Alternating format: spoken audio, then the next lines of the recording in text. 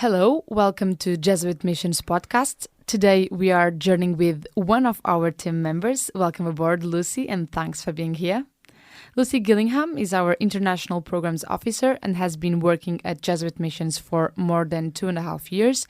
You previously studied Latin American politics at UCL and History and Politics of the Americas at Warwick. Is that right? Mm-hmm. At this time, you coordinate all Jesuit Missions projects and partnerships overseas. Basically, you are the bridge connecting our London office with the fieldwork developed all over the world. Would you mind, Lucy, explaining briefly how your day-to-day work looks like to help people understand a bit more what you do? Sure. So, as that bridge between Jesuit Missions and the outside world, most of my day is spent, which I absolutely love, engaging with Jesuits all over the world, from Zimbabwe to Myanmar to South Sudan to Argentina. So really just I can be on Zoom. I probably spend an hour or two on Zoom a day, catching up on the various projects that we support there, as well as overseeing the whole of the project cycle. So from receiving the projects for funding, from then overseeing them from afar, monitoring them, if you like, so going to visit where possible, and then staying in touch with the partner, providing any support, whether that's around safeguarding or advocacy, or reaching out to other funders, and then overseeing that closure of the project and hopefully making it more sustainable once we've finished funding. And one of the visits you did was to Zimbabwe. You've been there for a couple of days, about 4 months ago, right when the war in Ukraine officially began in February. We can start with the days you were there. What is the person or the moment you remember most vividly from your trip to Zimbabwe? Sure. So I think I spent about 5 days while I was there of a 2-week trip, visiting some sites that had been affected by Cyclone Idai in March 2019. It was one of the worst cyclones to hit southern Africa. I think it killed several thousand people, displaced hundreds of thousands more. So Jesuit Missions with the Xavier Network, which is a consortium of Jesuit international development offices, we have been funding some long-term cyclone relief since then. On the border of Zimbabwe and Mozambique, looking at replacing schools and toilets and some health offices. So I went around visiting all these different places to see and to meet the communities. And one girl I met in particular really stayed with me, mainly for her name. Her name was Queen Elizabeth. Mm-hmm. But the story that she told me of how the work that we funded had helped her personally really stayed with me and really showed me that we are making a difference with our work.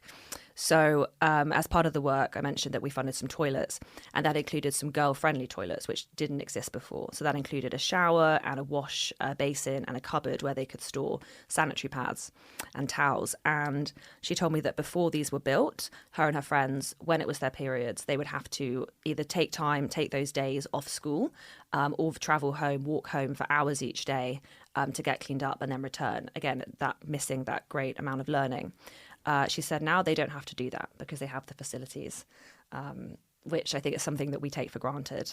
So what an amazing story. Yeah. That really shows how little things can make big difference. Exactly. Something we take for granted but makes such a difference to their lives. Yeah. And in addition to that project of helping after the cyclone, could you give us a general overview of the streams of action? Sure. So like the cyclone, we've also coupled humanitarian and long-term relief with COVID relief, which we've been supporting with also with the Jesuits in Germany, Jesuit Missions Germany. And that's along 4 prongs. That was immediate food relief. And that was from December 2020. And that's still ongoing currently. Food relief, so food baskets for families. It was providing hospital equipment, I think anesthesia machines, as well as masks and sanitizers, because the state of hospitals, I visited a hospital in Zimbabwe, it was really, really dire. They just don't have the equipment to respond. It was also addressing the educational needs. So I went to a school that, thanks to the project, had improved Wi-Fi infrastructure, which meant that it was bridging the gap between the children's that lost learning they'd had during COVID, as well as that spiritual accompaniment, because, we've seen, I think, even here, there's been that real need. People have wanted that spiritual accompaniment during COVID. So that's the COVID relief project. We also support a long-term educational assistance program. It was formerly called the Ted Rogers Orphans Trust. It was set up by this amazing Jesuit, Ted Rogers, a missionary from England who lived in Zimbabwe for many years. And he set up this trust, which has enabled us to, and people, lots of kind people have donated, and it's enabled us to support about 40 or 50 orphans in Zimbabwe a year with their education. And now, since last year, actually, since the end of last year, with the creation of the new Southern Africa province in Zimbabwe, not in Zimbabwe, in Southern Africa, which covers Zimbabwe, Malawi, Mozambique, Zambia, and South Africa, we're working with the Jesuits there and through the development office in Zimbabwe to expand that. And I actually just heard a really nice story yesterday from our partners in Zimbabwe about a child who had lost both his parents during COVID. They both died of COVID. And he was taken in by a well-wisher, but who then couldn't afford to pay his school fees. And he was referred to the educational program, and he's now receiving all of his school fees will be paid for, as well as he's received counselling and a bike to enable him to get to school so he doesn't miss school. And that was something that really struck me, the paying of school fees in Zimbabwe. They might cost $100 a year is the sort of typical fee. Even no school is free, but $100 a year. Most parents can't afford to pay that, and the schools will just send the children home, and the children end up working in informal jobs. So there's a real need for this program. Yeah. Likewise, with children, we work with Zambuco House, which is a reintegration home for street children. For homeless, it's for boys actually. It takes about 20, 30 boys over 18 months, and it's a rehabilitation program. And it teaches them practical skills. It gives them startup kits in things like welding, and it also provides psychological support. A boy I met there who really stays with me, Menashe, he was 19. He had been homeless. He'd left home when he was 9 because his stepfather was really abusive.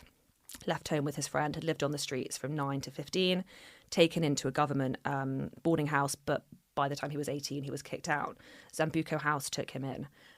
He's got quite severe psychological issues because of his time being homeless, but to see the treatment that he's receiving and to see how happy he was talking about how he's gained these skills and what he wants to do in the future was really inspiring. So, yeah. It must have been a very strong experience to see with your eyes all the difference that the work in partnership with Zimbabwe that Jesuit Missions is developing does in the country. And how do you find the country when you went there? How did you find the people, the situation? How is the context? I think most of the people maybe here in the UK don't have the real perception of Zimbabwe at this moment. Yeah. I would describe it as a place of many contradictions. One of the most beautiful countries I've been to, the landscapes, the people, so funny, the sense of humour and very witty. But then you have this with an incredibly authoritarian political environment, especially they view NGOs and international bodies with real suspicion. So, seeing the environment in which the Jesuits, especially working with us, have to operate in, very strict. And the economy, I mean, to describe it as maybe not in free fall, but it's, really, really bad. They have the Zimbabwe dollar as their official currency, but because it's basically worthless, they use the US dollar in most places, but you can't get change. So I was buying a $1 bottle of water with a $5 note, and you just couldn't get change for that anywhere. That really, really struck me, the difficulty. And all the people, the homelessness and the unemployment, that's gotten a lot worse since COVID, without a doubt. I was in Umbare, which is one of the poorest neighborhoods in Harare, in the capital. And it's made of mainly informal housing and estates built in the 1940s and 50s. And to see how much the people living there in poverty. And I heard stories about how the government during lockdown had come and just cleared away all of the stalls where people had made their livelihoods for decades. So that impression that, I guess, and what I mean by contradictions is that despite things clearly getting worse economically, politically, I heard a lot of people saying, we wish Mugabe was still in power, things were better under Mugabe, even though they all knew how authoritarian it was and how difficult things were. They even wished it was still like that. But despite that, the resilience of people, and I remember I found it really hard to not to continue, but I would imagine living there would be really difficult. But the strength of people to carry on was really, really inspiring. For sure. And looking forward, what are your hopes for this partnership? Jesuit missions have been working in Zimbabwe for a long time now. What do you expect for the next couple of years? Sure. I think one of the great points of consolation of my visit was visiting the youth office and the work they do, which I forgot to mention earlier, another partnership we do.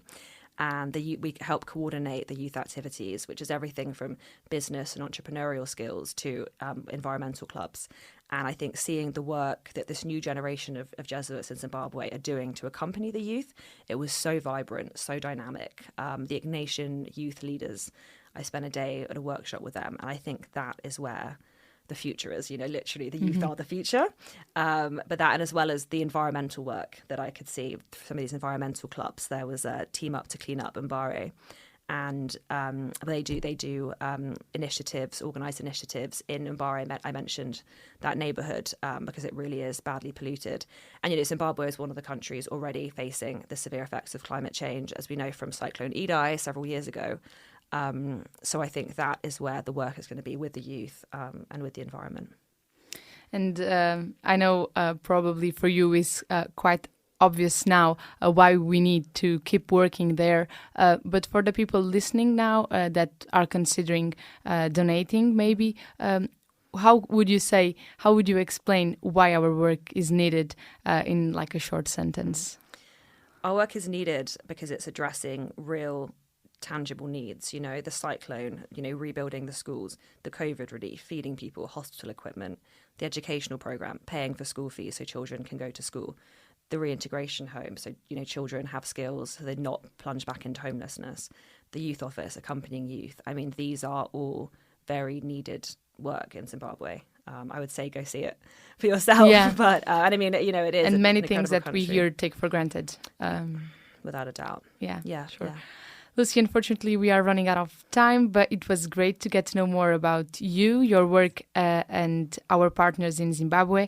Thank you, Lucy. Thanks, Francisca. And thanks to you who just listened to our podcast, Journeying With.